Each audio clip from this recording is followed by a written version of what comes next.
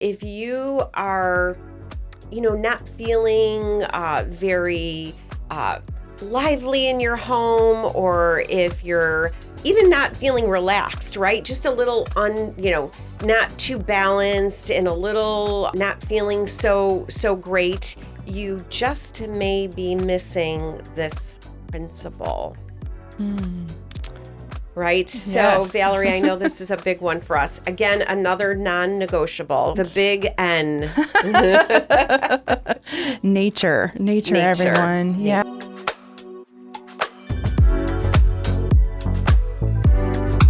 Welcome back to the Space to Be Well. We are in episode 11, season 1, and we are talking about the principles of wellness design, and we're going to continue that subject here into this episode. And we are going to be talking about, a principle that is something that you need in your home in order to thrive. It really brings us back to a place of, a place that we can relate to, a place that we feel most connected to is nature.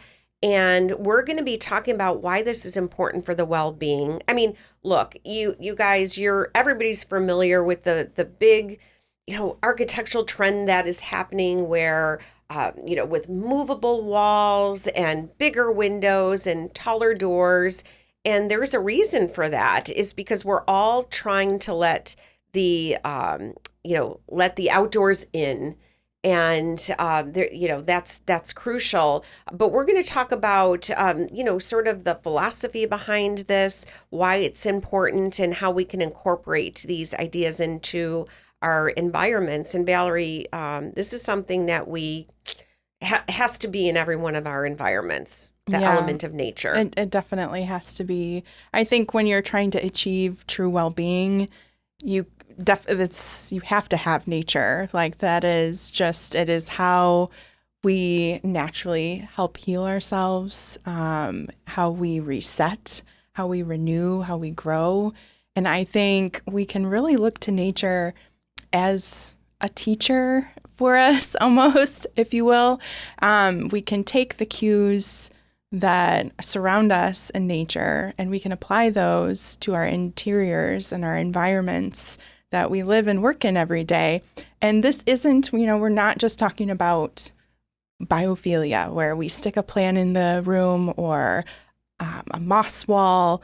Those are great, but I think what we're also talking about is nature's deeper connection, and how we can achieve that in a greater way and tune into nature. And I think by doing that, we're really helping ourselves to have true well-being. Exactly. Nature is a great teacher. We look to nature's rhythms. For example, the sunrise to the sunset in our schedules and our circadian rhythms revolve around those that movement. So nature is always moving and changing. And whether we know it or like it, we're moving with it. And the more we resist that, the more difficult life is. And in order to have a more rewarding life, a more richer life, a life that is, affords you vitality and, accelerating the human spirit, it revolves around nature. And that's why, we hear a lot about this circadian rhythms and that movement, but it goes beyond that. It goes into even the changing of the seasons, which we're going to really talk about why that's important and how we can even adapt our environments to the seasons. We talked, briefly about, the trend of opening up the walls and the bigger doorways, bigger windows, but not all of us have that luxury of being able to have that movable wall. But it's not even just about that, and that's important. I think where we can bring the outdoors in through glass, sort of that barrier between the outside and the inside is key. But it's also just even about, allowing natural light to flow through the space. We do this a lot, Valerie, when we're designing a space and we're looking at it from a two-dimensional perspective, and then we move to the three-dimensional perspective, which is where we really refine our spaces. All of a sudden, we'll step back and what is this missing? And one of the first things we ask ourselves is, can we open up the space? Is there an opportunity? And sometimes you don't see that from the two-dimensional perspective. It's in the three-dimensional perspective that we can see. In fact, we just, worked on the one project where they had this entry door to their spa, and we, they loved this idea of a frosted glass panel that would allow light to flow through, but there was an opportunity to do a side light to the left and the right. And so by expanding that, we're now allowing more light to flow through the space. And so I think it's really just, allowing light to move through the space is just as powerful as allowing the outside in, because light is natural. Yeah, absolutely. And I think too, there's ways where even if maybe you can't have, like you're saying, a full wall of windows or a clear door, you can still do, decorative panels that have opacity to them to help divide the space without truly enclosing it, to let that light filter through, or even clear story windows where maybe it's just not an option, for privacy or security to have lower level, expansive glass. But the clear story, it's really about, like you're saying, letting the light filter in, and because there's tons of studies out there, right? I'm sure you've seen them where, even if you get 10 to 20 minutes of sunlight, of nature, first thing in the morning, that helps to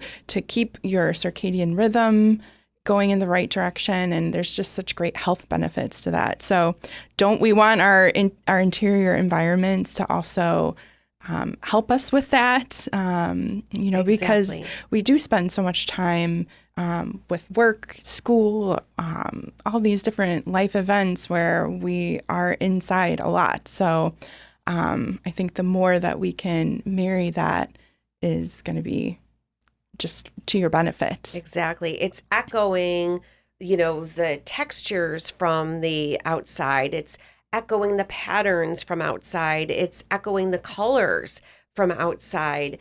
Do you remember that project that we worked on in San Francisco where, we had designed the shampoo area, and in front of the shampoo area, we had this sort of atrium. It was like a glass enclosure that had trees and, Yes. Yeah. river rock at the bottom, and there was uplighting inside inside the atrium, and it really was a divider between the shampoo area and another room.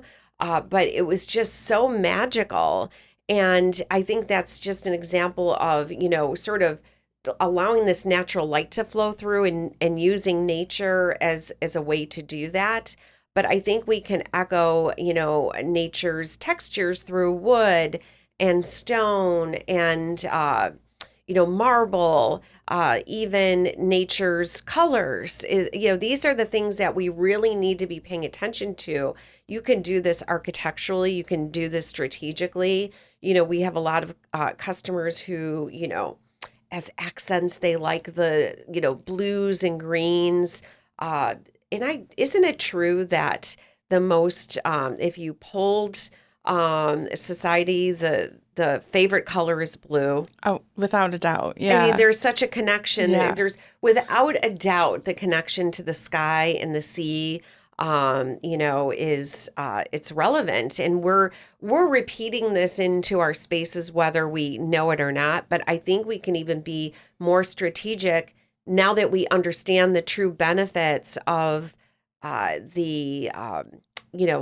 nature inside the built environment. We can even do that with beautiful architectural patterns and sculptural panels that replicate nature in a really impactful and powerful way. Yeah, I love that. And that's actually something I was wanting to talk about today is this idea of pattern and natural pattern. And they actually scientifically have reviewed, nature's patterns, and it's really a study in what they call fractal design, right? And so I think that is like a really big trend actually right now is the study of fractals and the impact of the geometry of nature, how that actually can impact us.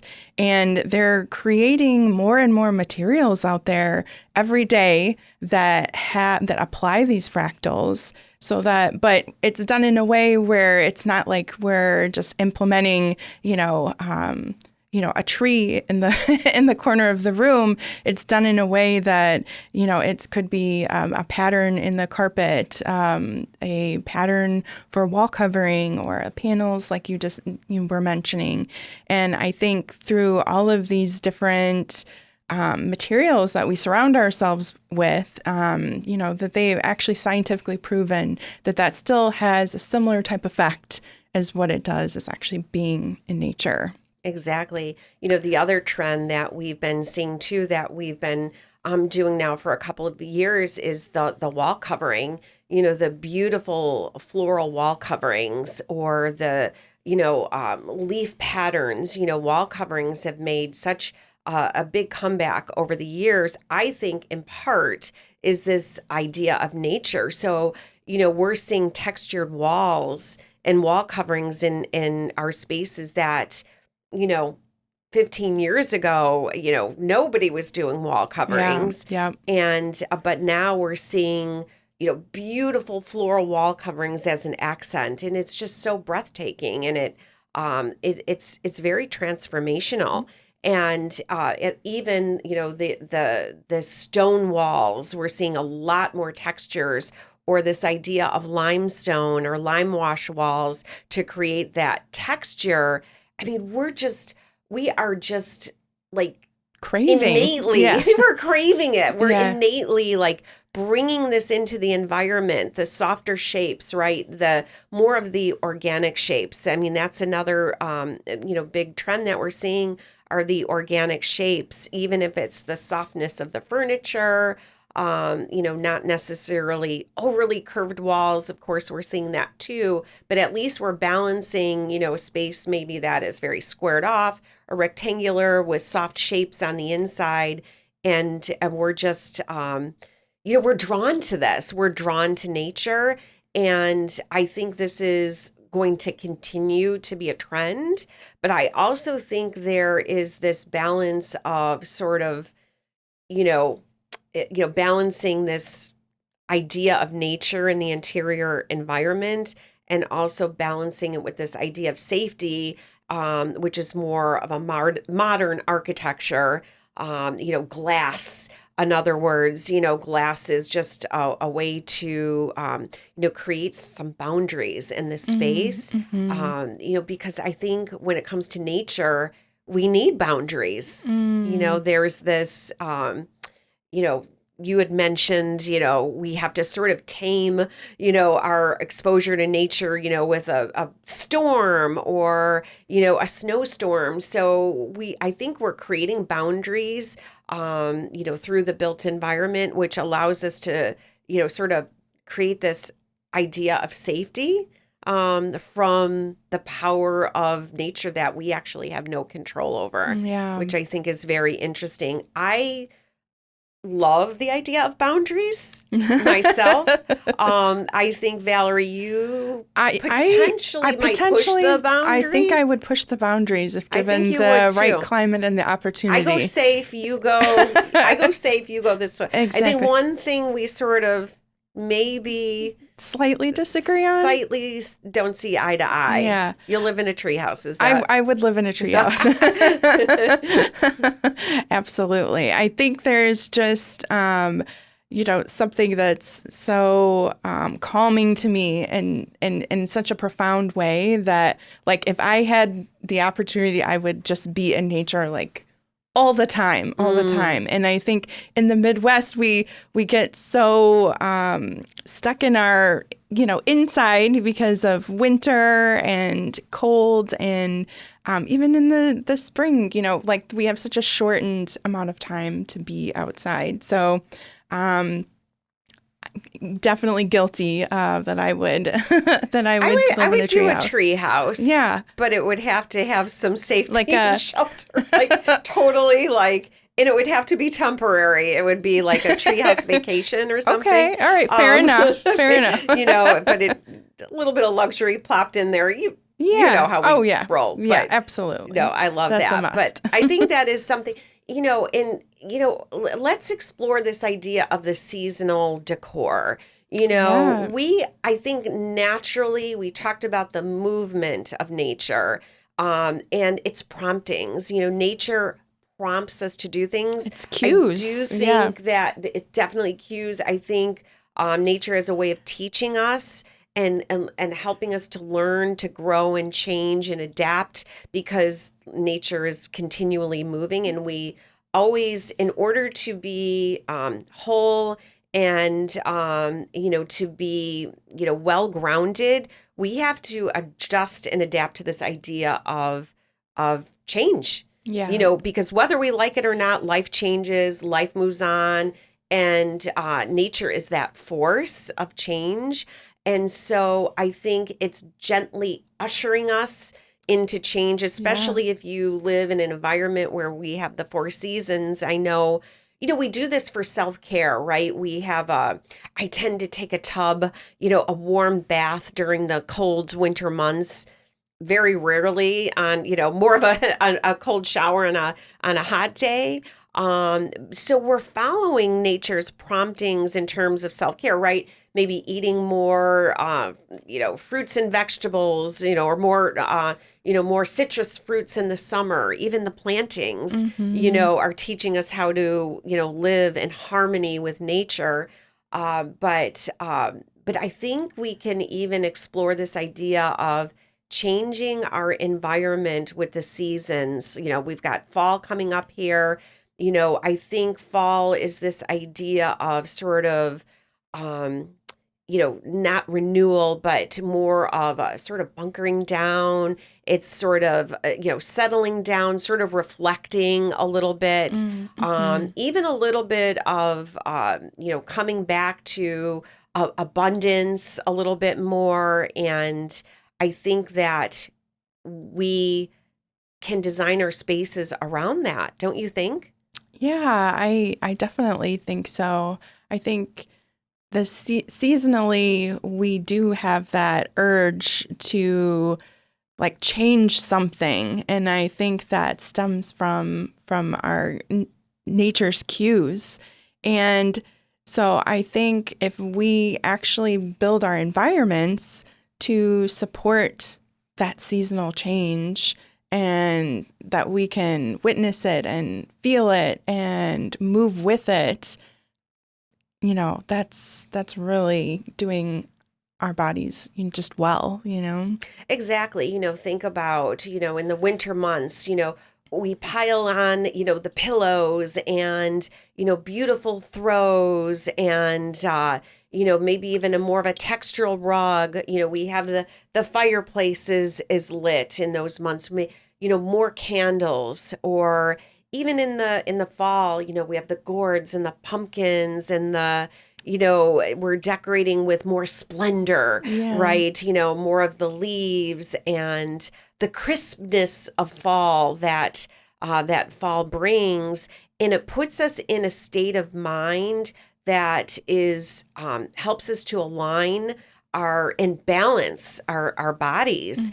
And so, you guys, the takeaway here is to be thinking about, you're not really just adapting to the seasons to stay with the trend, or because everybody else is putting mums on their front porch. Right. I mean, it's our way of connecting with nature, and it's bringing us back to this deeper meaning of belonging to nature. I mean, biophilia really is it's a real thing. We absolutely connect with nature, and it really anchors and grounds us. And so the more we can, you know, adjust our homes and our environments to fit the seasons from season to season, the bigger the benefit you're going to get, to really renew the human spirit and even physically and emotionally and spiritually. So, listeners, another way to be thinking about bringing nature in your home is to be thinking about the elements of nature. And those elements are fire, water, air, and earth. And so I know in my home, I have them all accounted for. And it's not necessarily what you think. To have the water element in your house, you don't necessarily need to have a water feature. You can have the element of water through even colors. On one of my walls, I have a very deep gray tone with a mix of sea green and blues, on one wall, and it's balance, and you have to have all four to have that balance, right? Mm-hmm. On my floor, I have a concrete porcelain floor that really is very reminiscent of earth. Yeah, it has a cement look, which has a mix of limestone and clay and minerals that really bring that all together. And of course, fire. Most of us have a fireplace in the home, but we can replicate fire with incandescent lighting. That's that lighting that has a 2700 Kelvin temperature light, which is the only light I allow in my house. But it has a red undertone to it that a lot of LED lights just don't have. Yeah. And that red undertone has that element of fire. And that brings that element of warmth that even if you don't have a fireplace, that incandescent bulb will do that. And even through air, just having an open space, more of an open plan gives that element of air. And so, Valerie, how do you bring in the elements into your home? Yeah, I think, right along that same context, I was thinking even just to quickly go back to your idea of fire, that's something that definitely I added to my house, and I haven't ever regretted that decision because fire is one of those things where innately as like humans, we are just drawn to fire. And so if you're lighting in your house is something where it's just like it's so cold feeling and just not appealing and all of that, it really can dissuade you from like wanting to gather in closer, to relax, to really set the mood in the right way. So I think just like you were saying with the fire, that's so important. And then I think too, I have a lot of wood in my house. The floors I have are wood. So that feels very grounding. And I think even the colors that I have chosen as well that really have resonated with me for many years is kind of the blue-green tones, as well as, some beautiful neutrals too. But yeah, I think it's also even really interesting to have a little bit of metal as well, intermixed into those elements. It's also very Exactly. grounding. Yes. And that I think would be a good challenge, listeners, is to think about those elements and how they're represented in your home and the balance of them, because you want to have that nice balance of the elements, and that creates harmony in the spaces that we live in. Yeah. So Valerie, you had touched a little bit on some of the technology, the science that's going on behind new product developments that are happening in the market. And in terms of the future of design and nature, I think we're going to continue to see this as something that's going to grow. I think we're going to see more of the idea of new product development, new development in terms of materials and finishes and architectural panels. I mean, even today we're seeing this trend of technologies to bring in stone into the interior environment that wraps around a curved wall and is so realistic. And I think that's some of the, the bigger things that we're seeing is these, very realistic faux plants, silk plants that are very artful in their own right. And I think that that artfulness of nature is something that is going to continue to trend and really be a big trend as we move forward. Yeah. What are you seeing? Well, I really like where you're going with that, and I completely agree. I think, my hope is that people really are able to connect with nature in this way and start really planning with nature instead of having it just be that surface level thing, so that, our homes and our interiors really have this focus around and with nature through these different architectural elements. So it doesn't seem like an afterthought, I guess, is where I'm going, that it's inherent in the types of buildings that we're building and that becomes a mainstream sort of feeling and a need. Exactly. Even down to the smart systems that are being designed to help with sound and natural light in the home, and those systems adjusting as the day progresses and keeps that balance and harmony happening into the space. So listeners, I hope you enjoyed learning about this really important principle that we incorporate in all our environments. If you have any comments or questions, please drop us a line and let us know what you're thinking and what you're doing in terms of the principle of nature and how that's changed your world.